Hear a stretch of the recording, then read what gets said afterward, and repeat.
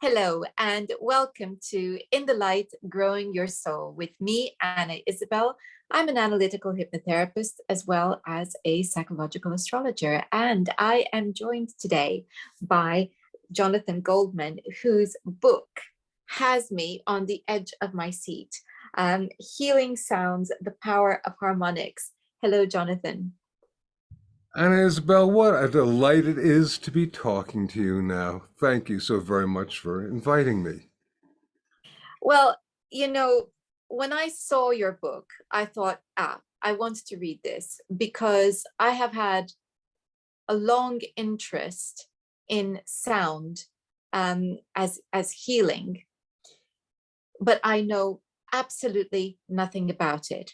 And yet it makes perfect sense to me because the emotional response to music is so powerful that clearly something is going on with sound. And, and we know that many sacred places were built precisely for, I guess, the harmonics within the structure, as a place of worship and I guess healing as well, it would have been. So your book spoke to me from the moment I set eyes on it. And I just, I'm very excited about what I'm reading. So I'm going to, I guess, begin by asking you to explain harmonics to us. Not a chance. That's about step number 48. It's like, let's maybe first start talking about sound in a moment, because harmonics is, if you like, uh, a fairly advanced concept of sound. And it'll be too confusing to just most people if we can't start at the very, very beginning. You know, how they say in the doe a deer, female deer, let's start at the very good, at the At the very beginning, a very good beginning. place to start, you know? Yeah, and it's and I knew that you were going to say something along those lines. My intention always was, let's start at the very beginning, as the song says. Okay, so, I mean, the thing, the basic idea first is how can sound heal?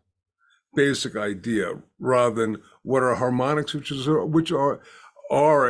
depending upon how you perceive it, a very, very complex but yet very, very, very important aspect of sound. But first, how does sound heal?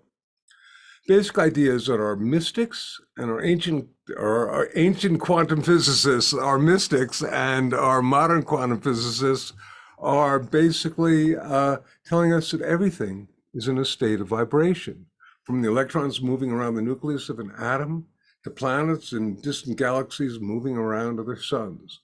They're all in a state of vibration, and conceptually at least, they're all creating a sound.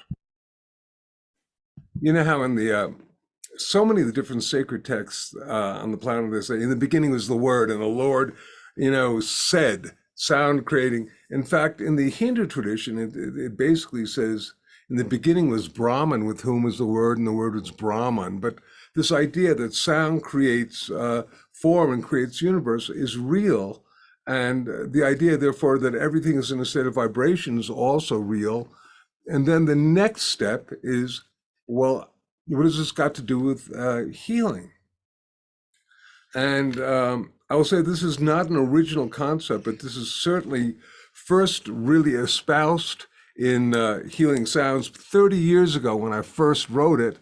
And this came from a British osteopath who was one of the major pioneers in terms of using sound for healing, Dr. Peter Guy Manners, who invented an instrument that could be used to basically heal the body. And he's passed on.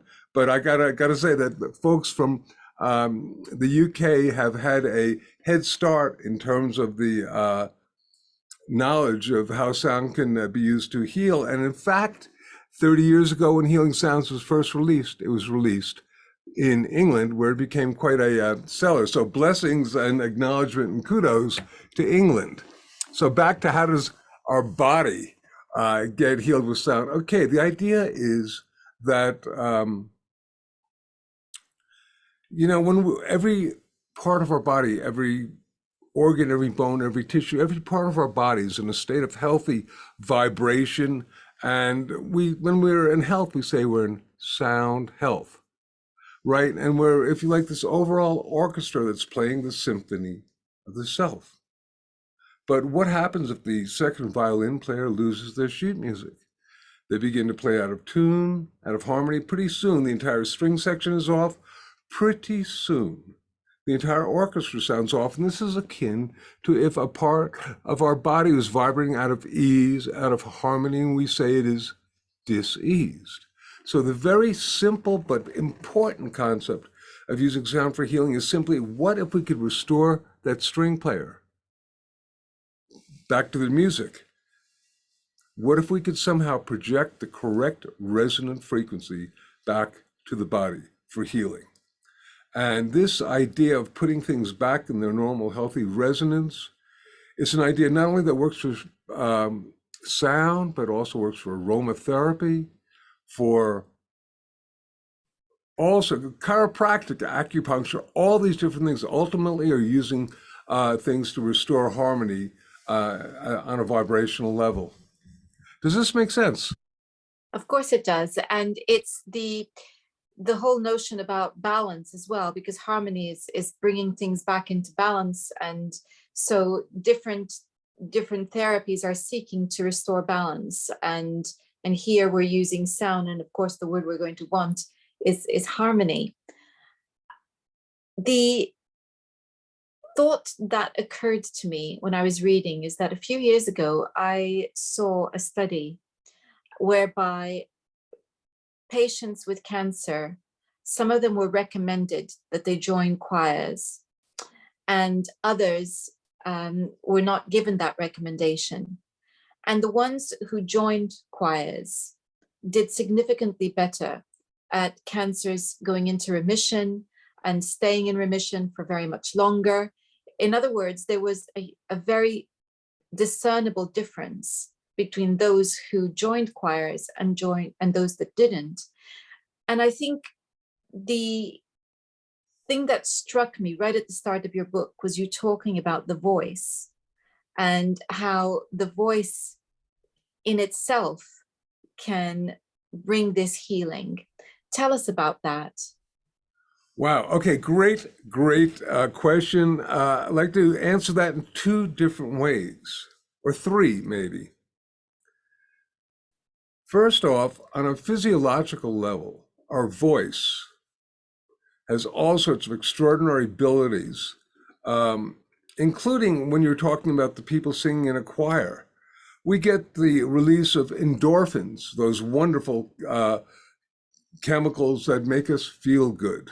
We get the release of oxytocin, the trust hormone, which is so important in terms of things.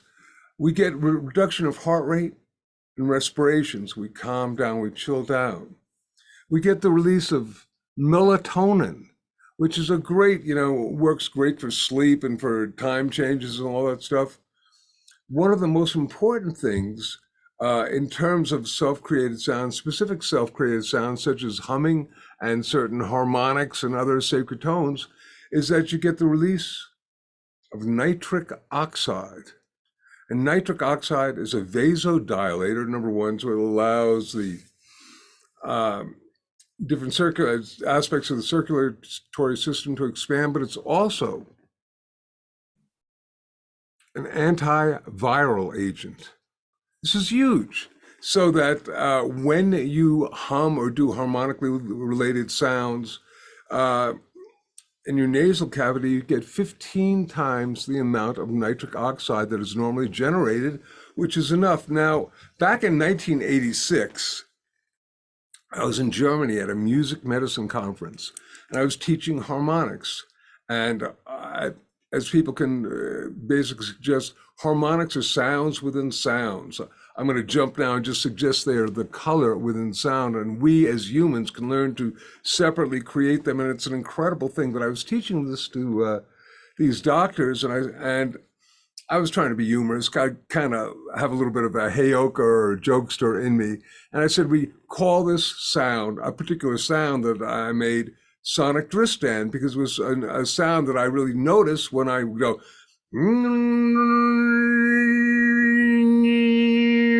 that the nasal cavity would basically clear up and that you could use this. Now, they didn't laugh because I don't think they had Dristan in Germany. Probably a different name. I don't even know if they have Dristan now. It's okay. It's a decongestion. But the thing is that I intuitively had experienced the fact that you were getting some sort of clearing of the sinus cavity. And that, of course, is due to the fact that now, about 20 years later, perhaps there was somebody in that presentation who started finally studying it. 20 years later, in a place called the Karolinska Institute in Sweden, they basically show that indeed humming, among other things, could basically clear the sinus cavities, which is so really cool. So once again, there is not necessarily sometimes work that has been scientifically proven to do stuff, but at the same time, very, very, we can experience it because you're your own best laboratory. And if your own best laboratory and you know this works for you, even though they may not have done research yet, you know it's true for you. So that's the first aspect of sound, making us feel good is just there are two ways. I'm jumping around, but it's such a huge topic. There are two ways that sound works.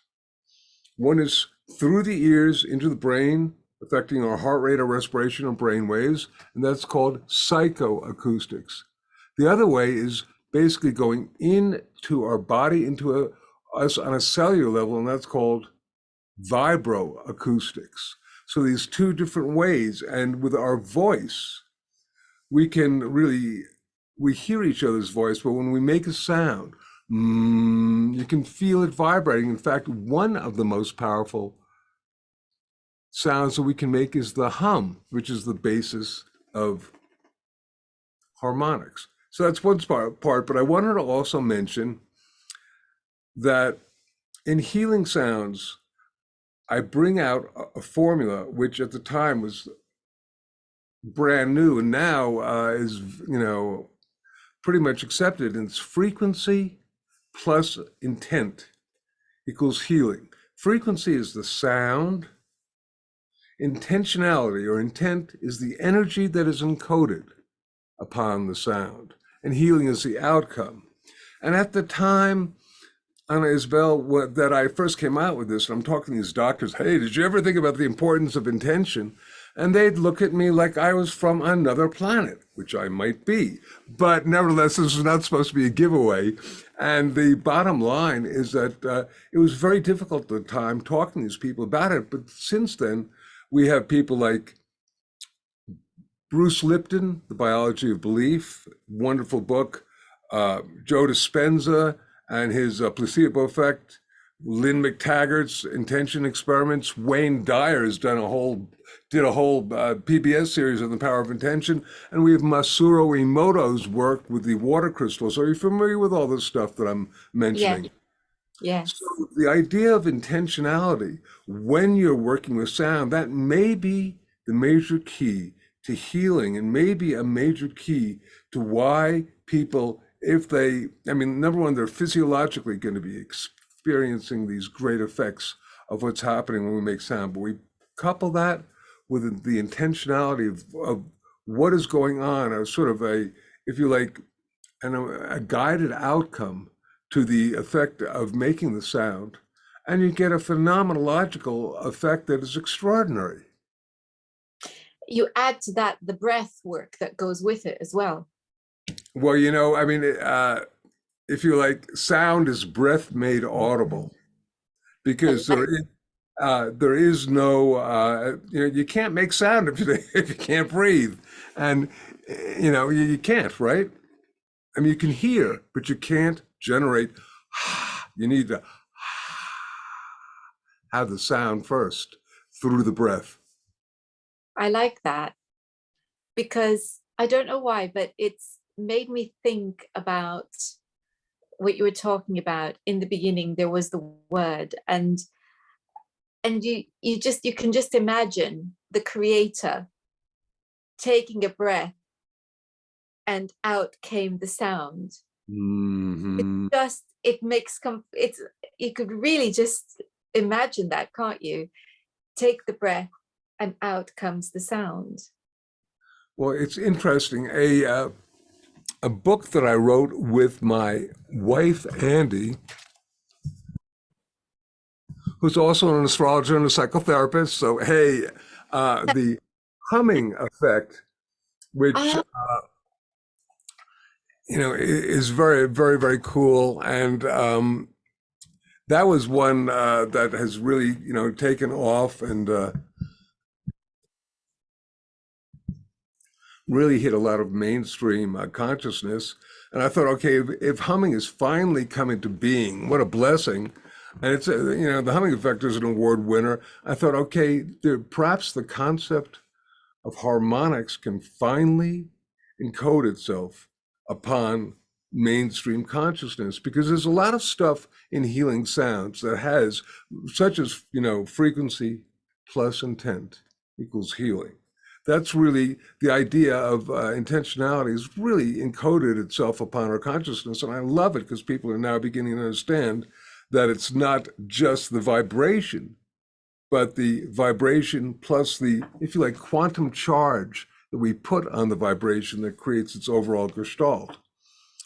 But the concept of harmonics has not yet quite made it there, and I'm going slowly to approach it just so that we can get a couple of other things in alignment. Any other questions immediately of what I've said to you so far? yeah. So there's a number, and I get very excited when you start talking about intention, of course, because intention I've always felt was everything. And it's the energy that drives everything is intention. What is it that you're wanting to do? What is it that you're where's your attention focused? Of course, your attention focused. That is the heart of intention, is where you're focusing your attention. So it makes sense that the two combined would be awesome. And it also made me think of what you describe in the book, again, around the beginning, where you're in a workshop and you're being taught how to use the voice to scan somebody's energy field, and then projecting the voice to generate healing. Tell us about that, because that just seems amazing. Thank you so much for reminding me of that, because that is an incredibly powerful technique that I described in the book. And I used to teach that often in workshops. And then I moved on a little bit to other things, but it's such an extraordinary phenomena. But basic bottom line is that you can use your voice to basically, as you said, scan somebody, and with your intention, if you focus your intention, your consciousness, and you learn to listen, because you got to be able to hear the harmonics, and this is the whole thing, then you can basically scan somebody, and this harmonic will begin to blossom, and you can sound into somebody else. It's a phenomena, if you like, that I used to notice whether I was working with a Tibetan bowl. You could do the same thing. You could hit a bowl, move it down somebody's body, and there would be a certain place where the sound would change. Or even as much as a tuning fork. I was And just thinking about forks. so you can use a tuning fork, but the voice is the best instrument because it doesn't require electricity or batteries. Um, the owner's manual is relatively easy to use. And, once again, you can do with it as you want because you can encode intention so easily on the breath, which is therefore onto the sound. So you do that, and then you have this intention encoded sound. Now, I wrote frequency plus intent equals healing, and I had a subcorollary. Vocalization plus visualization equals manifestation. And I got to say, this is way before any of the stuff on manifestation first came out. And I thought, oh boy, aren't I clever? Aren't I smart? And then I began to realize that all the different sacred magical traditions on our planet utilize that formula. Maybe I encapsulated that formula as Einstein said E equals mc square. I mean, he didn't create either energy or speed of light or whatnot, but the idea of vocalization plus visualization equals manifestation all over the place. In fact, there can be, as you know, with the placebo, it can be positive. But there's also something called the nocebo where you can project negative things. And I think that can sometimes even happen with sacred sound. Did you know abracadabra is actually an ancient Aramaic term that means I will create as I make sound, or I will make sound as I create? And yet it became totally dysfunctional because so many people made fun of it so poor abracadabra as a mantra is going, oh boy, what happened to me? Yes, I think that that is an example of how our culture has lost connection with much that is sacred. Um, so it's time we begin to reclaim abracadabra. Yeah, or maybe find another, because poor abracadabra is going to need a whole lot of healing. If you speak to these energetic mantric forms on the etheric plane, some of them are doing real well. Some of them need to have a little attention. That's why, for example, if you do an ohm, there's an ohm probably being sounded 24/7 throughout the planet by a whole number of people. So you can tap into the morphic field, the energy field of the ohm. But if you're trying to reawaken an ancient Egyptian sonic formula, that's going to take more work. And particularly if you're trying to reawaken something that's been demolished by our psyche, that's going to take a lot more work. So many questions. The I guess the one I'm going to ask, because it's most immediate based on what you were just talking about, is what is it about Om? Is it the frequency? Okay, that's beautiful. There is no frequency of Om.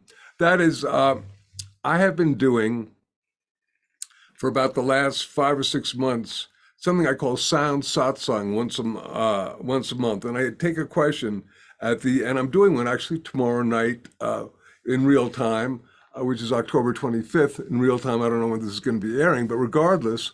And the first one that I did had to do with, is there a frequency of Om? Not, that was the question that I took at the end. And I basically told a story of a number of years ago. There was a doctor who called me and he said he worked with tuning forks. I said, great. I said, what tuning fork do you work with? He said, I work with a Om tuning fork. And I knew what he was talking about. And I said, great, that's wonderful. You realize, of course, there's no frequency for Om. And he said, what do you mean? I said, Om, Om, Om, Om, Om, Om, Om, Om, Om, Om, Om, Om, Om. I said, if there was just one frequency for Om, I couldn't have done it in those different pitches. I said, it's a great marketing idea, which it is. It's brilliant. If people say, oh, I have an Om tuning fork. But really, that's based upon a wonderful concept of someone took the orbital distance of the Earth and they multiplied it a whole lot of times, so they brought it into the audible spectrum. And whether or not there's validity to that is questionable to begin with. But that is said to be supposedly the frequency of the Earth, and there are many frequencies of the Earth, including the Schumann resonance. But getting back to the fact that I told that to this doctor and he hung up because he was really angry because he was using the Om tuning fork and I told him that there wasn't one. But there isn't an Om tuning fork and there isn't a frequency of love. And I know because I'm the person responsible for having brought down that frequency to the planet. I didn't bring it down for that purpose. I did it in conjunction with a sequence of tuning forks that are now called the solfeggio, and people have taken this one particular frequency and said it's the frequency of love. Now, Anna Isabel, any sound, if you work with breath, And if you work with the energy of gratitude and appreciation, you are encoding heart-brain coherence, you're amplifying your energy field. So any sound that I make is therefore going to have the frequency of love. So if you're going to be doing that with a specific frequency, blessed be. But I just get so concerned that you're going to have a mother holding a baby, rocking a baby, singing a lullaby, and then having to pull out a guitar tuner to see if she's singing in the right frequency. How absurd is that? Yes, I would tend to agree. So what is it about then that is so special? It's the hum. It's the first sound. Watch.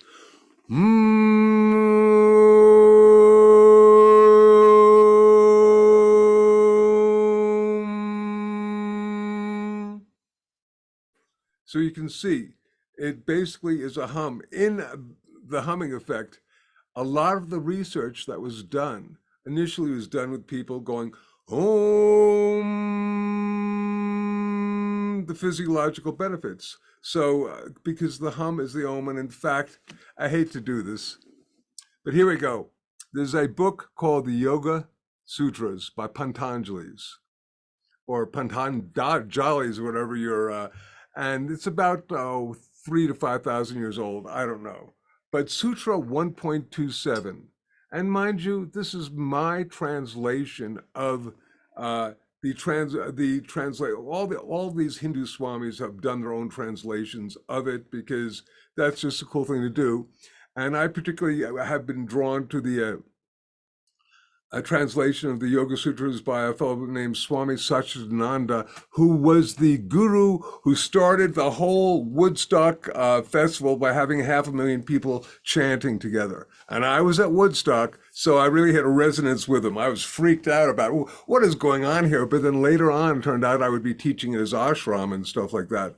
And in fact, I was teaching in his ashram. I picked up his version of the Patanjali's Yoga Sutras, opened it up, and I just turned to Sutra 1.27, and it basically said, and this was Swami Satchidananda's translation, the original sound of creation was pranava, or pranava, the humming of prana. They had to give it a name, so they called it Om. I like that. Sounds like the Moody Blues, who may be before your time too, but they did a song called Om, and it was about In Search of the Lost Chord. All right, I don't. Oh, is that what that's about? There Indeed. you are. Okay, so we've been talking about the power of the human voice and the healing that potential that's within it. How we can use it to heal, bring healing to ourselves, to bring healing to others. The next question I have about that is then, does it have to be in situ, live, or can recordings be as powerful if we're listening to recordings? Great question. And as you know, I have about 30 award-winning best-selling recordings, so I like to believe that we're not stuck with just live stuff. I like to believe that the pre-recorded sounds have tremendous abilities to heal, because I've had so many extraordinary, positive feedbacks from people. And one of the things, though, that I do, which I'm very, very aware of, is when I'm doing my recordings, I really focus intentionality on a specific thing. And back in Healing Sounds, we talk about the power of intentionality and how, for example, I couldn't believe this because I'm such a skeptic. I really am. And a lot of, if you like, the data on intentionality has been manifested through kinesiology, which is a method of muscle testing. And I just know that if you have a particular purpose behind what you want to come out with your muscle test, you can do it. If somebody's being very balanced, it's totally cool. But if somebody wants to sell you a vitamin or whatnot, so this person knew I had this, if you like, skepticism. And they had studied with Dr. John Diamond, who is a medical doctor who actually created something called behavioral kinesiology. I'm a huge fan of kinesiology if the person does it right. But they said, okay, listen, I want you to listen to these two different records and check yourself out and see if you find anything different.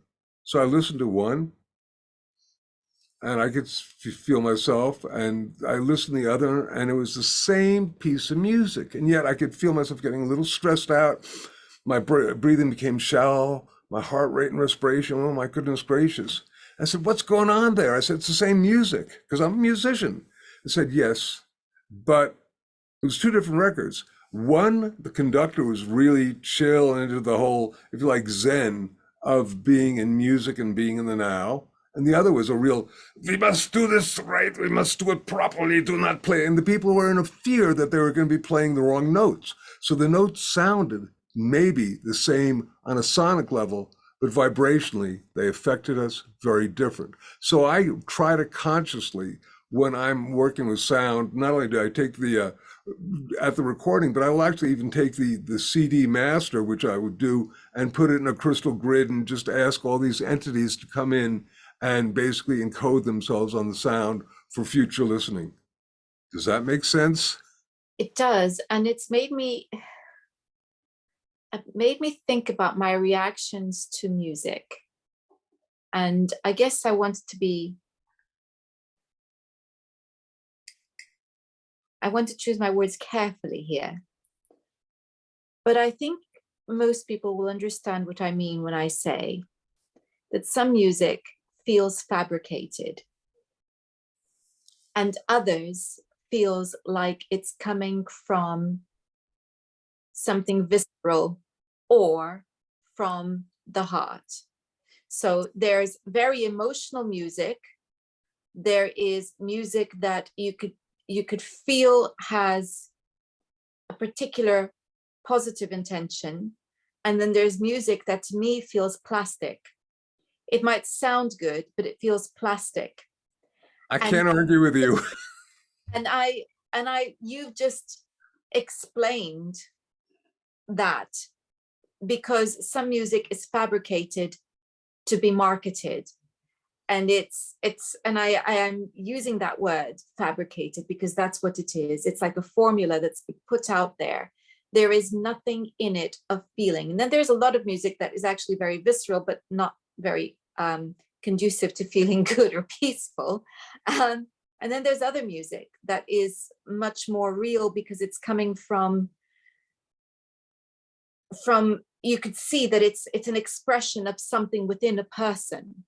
It's not just there to make money. So you just explained that. Well, just as a thing, this is dating myself quite a bit. And at the time, I was actually not into Frank Sinatra as a musician at all. I'm a huge Beatles fan. I'm really excited about the new release of Revolver. I was just that is happening now. And I was playing in rock and roll bands, so Sinatra was, I mean, he was for the old fogies, so to speak. But I've really come to realize that a lot, for Sinatra, he may not have had, a lot of people felt that he was like the greatest singer. He may not have had the most perfect voice, but when he sang his songs, he had the ability of projecting his emotionality onto the song so that you really believe that for him, when he was 17, it was a very good year. That type of thing. And a lot of other singers do too. So you're right, the whole plastic aspect of somebody who's got a great voice, but boy, there's something in the tonality that just doesn't grab your heart. What's going on there? Yeah. Well, that's brilliant. So coming back then, recordings can be very powerful because you're putting the intention in. Okay, this is not a question that I had anticipated asking, but it's just occurred to me because you're talking about recording and encoding and intention.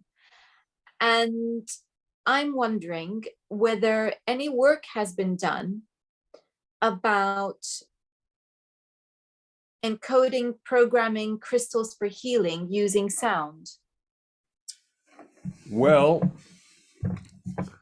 I don't know about that because I don't know nothing about quartz crystals.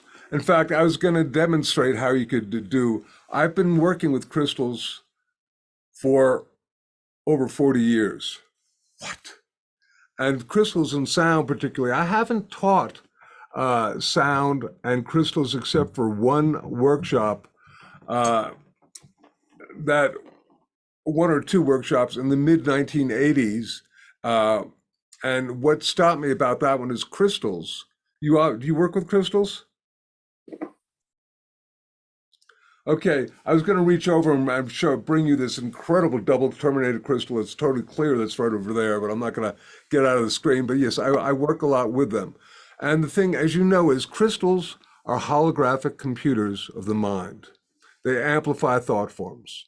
And in fact, in Healing Sounds, I talk about communication with Marcel Vogel, who is the head research scientist at IBM who worked with quartz crystals. And I told him how I developed this technique of crystal singing and generating harmonics through the crystals. And he said, congratulations, you've rediscovered an ancient Atlantean technique, which, more on that in a minute. But what you're saying, bottom line, if crystals amplify thought forms, crystals and sound, so if you tone the crystal correctly, and this is not a particular, this is just an old funky one I use as a paperweight, but I'll just.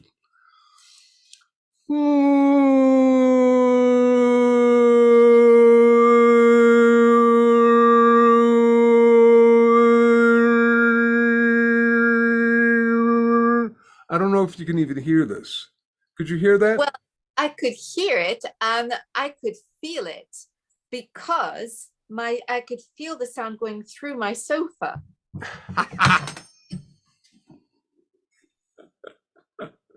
Okay. I was expecting my dog to get to any moment, but So the crystal there was literally vibrating because I'd hit its resonant frequency with a specific harmonic. And that therefore really made it even a grander amplifier of thought forms and energy. And I was teaching this technique to a group of people. And this woman said, can I use this to manifest a Cadillac? And I spent the rest of the workshop in discussion of what is the proper use of and I said, I just didn't think that was the best, use of sound and crystals to heal the earth was for her, and I mean, this is a whole big question that I'm not going to get into right now, but you're laughing, so I think you probably understand it. I'm sorry, but I just think that's hilarious. Okay, so yes, that's possibly not the intention that I would have envisaged, and it seems neither did you. But I guess maybe the question is, what did that Cadillac mean to her? Yeah, well, one could totally get into this. So yeah, wow. Okay, right now, so the reason I was thinking about crystals, obviously, is because, as you said, they are amplifiers, and we know that they have been associated with sound because they were used in the old crystal radio sets. Piezoelectric effect. Yes. Yeah. So we know that, and so it seems to me quite natural that if we're talking about intention and we program our crystals with an intention for specific types of healing, or whatever we're doing with them in that sense, then the combination would be obvious to me. But the other question, I guess, that I have, or maybe it's more of a link that I'm making, is with plants, because we hear how plants thrive if certain music is played to them. So what is your experience of using this with plants? Okay, three things. First of all, have you gotten to the part where I have my communication with Marcel Vogel in and the relationship of crystals to that. Okay, so that's cool. So after you do that, and after you listen to uh, sound and harmonically related sound, you can start playing with crystal singing and harmonic singing there. Yeah, you see, this is why I described your book as a book that you sit on the edge of your seat reading. So listen, and I do want to talk about harmonics. All of a sudden we're but I will say this much, and this is just my thoughts. I thought when I first began researching sound music for healing back in the early 1980s, I put down my electric guitars because I believed that rock and roll was bad music, bottom line. And then as I became more and more aware of the fact that the intentionality of the music and the people creating it, so you could not take any one genre and say this is bad. The Beatles saying, and in the end, the love you take is equal to the love you make, is about as high an energetic concept as you can get. So, but at the same time, the original bit of this, rock and roll destroying plants was a woman named Dorothy Redelick who did this. I'm in Boulder in Denver, and she wrote a book called, The Music and Plants, and she did experiments and she played certain types of music, and some of them caused the plants to thrive, others caused the plants to not thrive and die. But listen, the works of other people, such as Claude Baxter and all this stuff, really show that plants are telepathically, and they work with our emotional body and our feel. So if you think of a certain type of music as terrible, like Led Zeppelin or Jimi Hendrix, and you think that this is going to be bad, and I'm going to play this music and it's going to kill my plants, what's going to happen? Mm. I know too many people. I So know they're too also many. picking up on our emotional reaction, and that might be the bigger impact. Totally. I know too many people who have grown very successful plants in rock and roll environments. And so once again, I think that, that quote research, if it can be considered research, is askew because it's like any experiment. If you want to cherry pick or if you want to create a given outcome of any experiment, you can. You can prove that this pharmaceutical or this drug or this food or this tuning fork is good for you or not. So that's why the placebo effect is such an important aspect in experiments today as we move on. Now that's made me think of something else, because if we're talking about the plants basically interacting with our emotional reaction to the sound, it's made me think about something somewhat miraculous that you describe in your book, which is harmonic transmission. Ah, And I think I'm going to let you talk about what happened there, because that's sheer magic. But it's, I think, a good example of how we're transmitting and absorbing.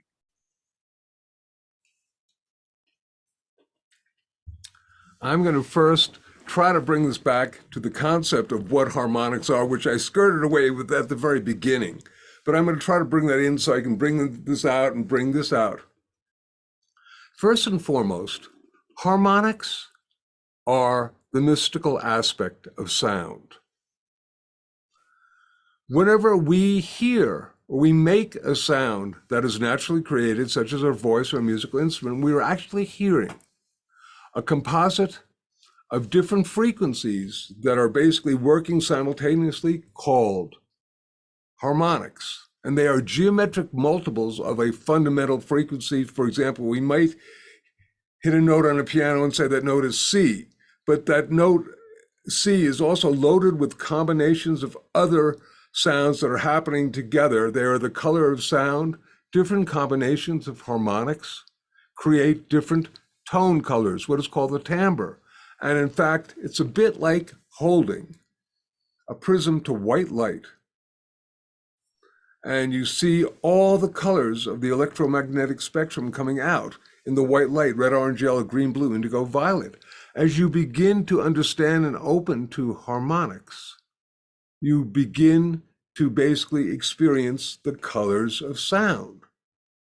Just as molecules are the building blocks of matter, harmonics are the building blocks of sound. Now we could go further and say that, within them, um, as we begin to perceive of harmonics, first being able to hear them, and then being able to create them and generate them through our voice, which I teach in the book, it literally is able to shift and change and enhance our ability to work with sound. It enhances one of our 5 primary senses, and it basically expands them and gives them the sense to us as a superpower.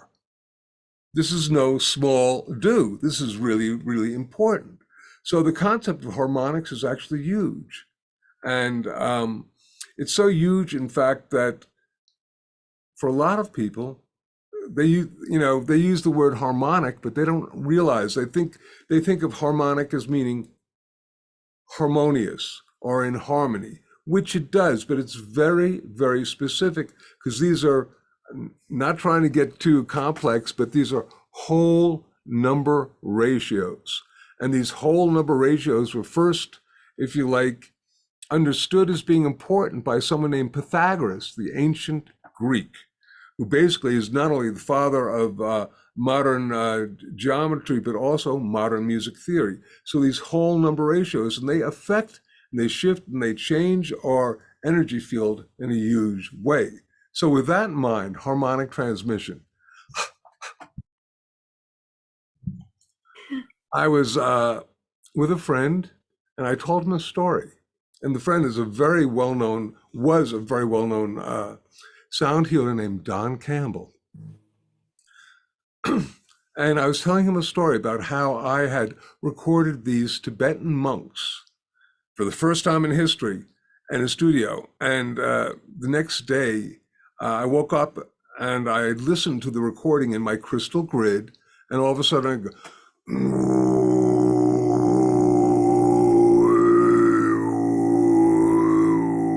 which is the Tibetan deep voice. And it was like, whoa. And the monks came in later, and the person I recorded them with did it. And we both did them together. And this was a secret, sacred voice.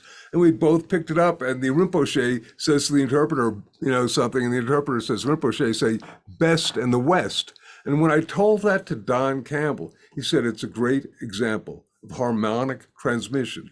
How by being around someone, the energy is almost transferred from you to someone else.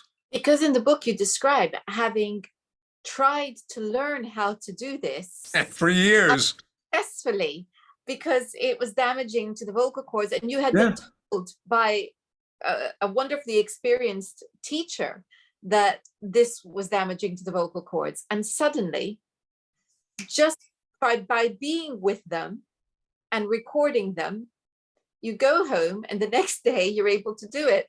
I thought that was absolute magic.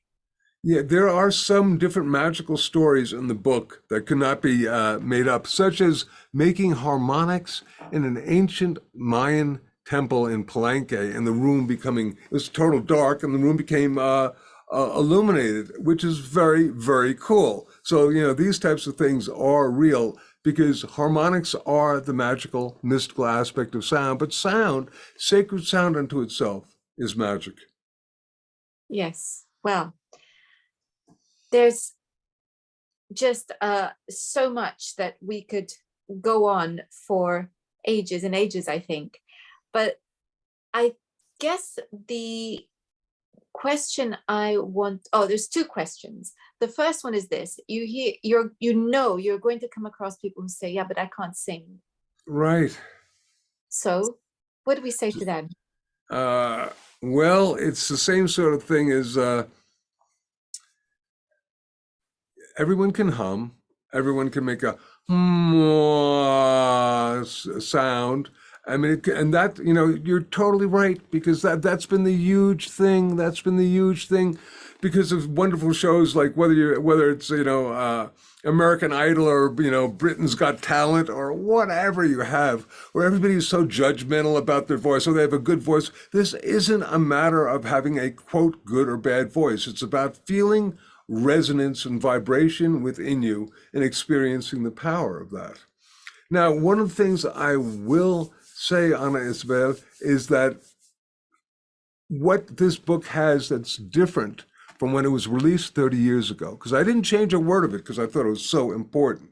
But what it's got, I was really guided to add 100 minutes of downloadable music, sound, audio examples, guided meditations, and sonic exercises that will greatly enhance every aspect of the book. You couldn't do this in 1992 when the book came out. I couldn't do that. I was able to release a cassette of some different things. But here now, you can hear these things. And once you hear it, it changes your entire neurological pattern. It's a little bit like, how they say a picture is worth 1,000 words? Well, a sound can be worth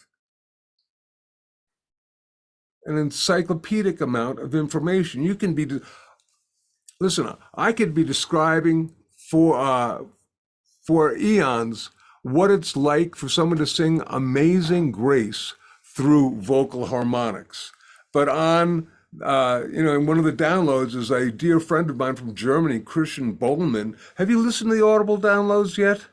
I haven't had a chance yet, but I'm really looking forward It's to going to it. blow your mind. It's going to blow you. I mean, it's that cool. And you hear it, and all of a sudden you go, "Oh, I get it." I mean, the information, the book is pretty clearly written and all this other stuff. But once you hear this, and then all of a sudden you go, "Wow," because in the book, I talk about a fellow named Alfred Tomatis, who's a French otolaryngologist who basically worked with the ear, and he came up with something called the Tomatis effect. And the Tomatis effect says that the voice can only duplicate those sounds that the ear can hear. And on a level, when you're able to hear these audible downloads, these exercises, you can hear it and then all of a sudden start creating it.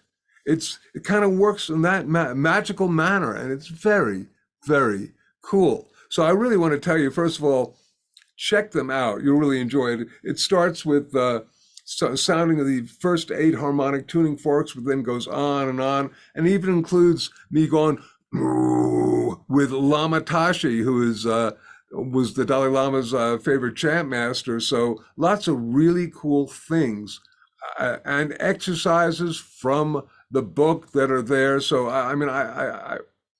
I'm just so pleased that this is the main gestalt in terms of why the book is different and why the book is even more effective. It's the audio downloads that you can get and just listen to them. They'll change your life too.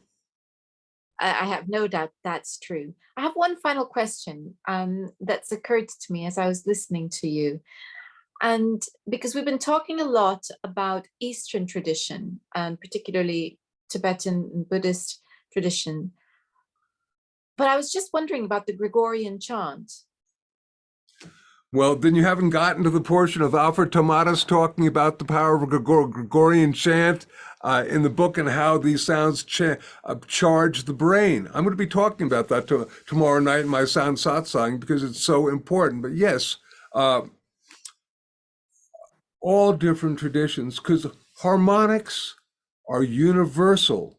They're found, particularly, every person's voice is different. And that's because of the harmonics in our voice. And every instrument is different. And particularly, you can tell the difference between a piano and an oboe, can't you? But in a laboratory, they removed the harmonics from a piano, an oboe, and a violin, and you couldn't tell them apart. So it's the harmonics, these composite sounds, that really create them. And once you begin to create them, it's like you've been wearing sonic earmuffs, and you take them off, and all of a sudden you go, whoa, this is going on. It's sort of, there's a gestalt that happens with your ear, your brain, your voice, and the way you perceive reality.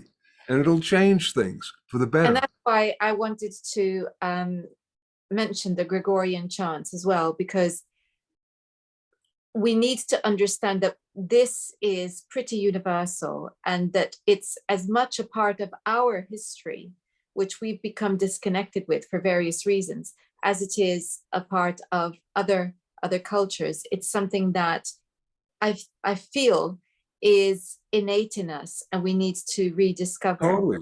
It's universal. It's universal. And so whether it's Gregorian chant, which works with certain intervals that are harmonically related, whole number intervals, I mean, because it feels good. That's the cool thing about harmonics. And I say, without getting too complex for you, I just suggest that a lot of the music that we have today doesn't necessarily adhere to harmonic principles. And it may be, and that's fine. It works on its own measure. But there's certain things about the whole number ratios, such as like, these tuning forks that I could, here we go. Oh, just dropped this one. Let's see if we can get this as a sound to hear.